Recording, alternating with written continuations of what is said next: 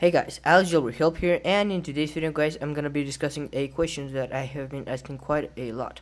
So the question is, should I upgrade to iOS 6.0 on my iPod Touch 4th generation? So guys, before you do even think of updating to iOS 6 guys, I do want to mention that you will lose your untethered jailbreak, since on iOS 6 we only have a tethered jailbreak now. However, in the future, obviously the dev team or some other team will release an untethered jailbreak for iOS 6.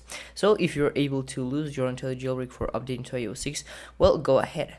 And so the other thing is that on iOS 6 now the stock YouTube application is gone. However, Google did release an application in the App Store called YouTube, and it is essentially Google's application. And in my opinion, it is way better than the stock iOS application, which was with iOS and no one used it. And so here it is, the YouTube application. You can go ahead and use that one, or you can go ahead and go into Safari and use the mobile version of YouTube.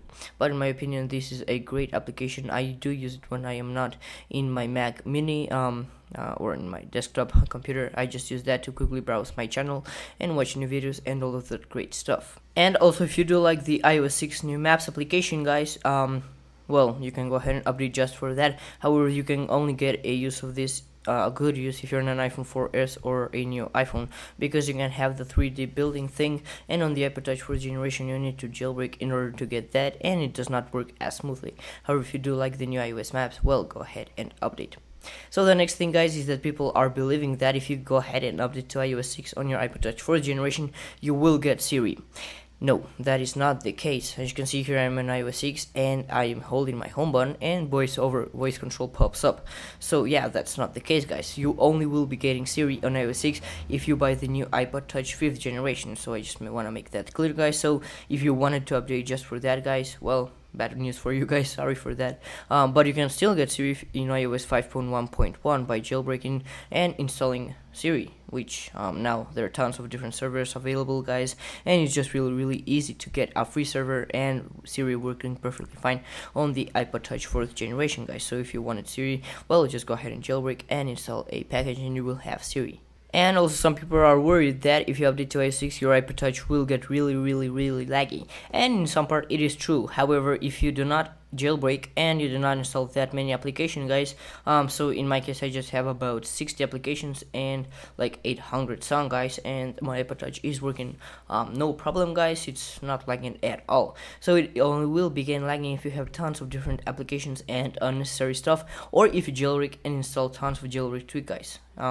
That's even in iOS 5.1.1 and in iOS 4 guys, and in pretty much every iOS. If you overload your device with useless stuff, it will begin lagging. But otherwise, if you still if you do not jailbreak guys and you have a correct amount of applications on your device, it will work really nice and no problem.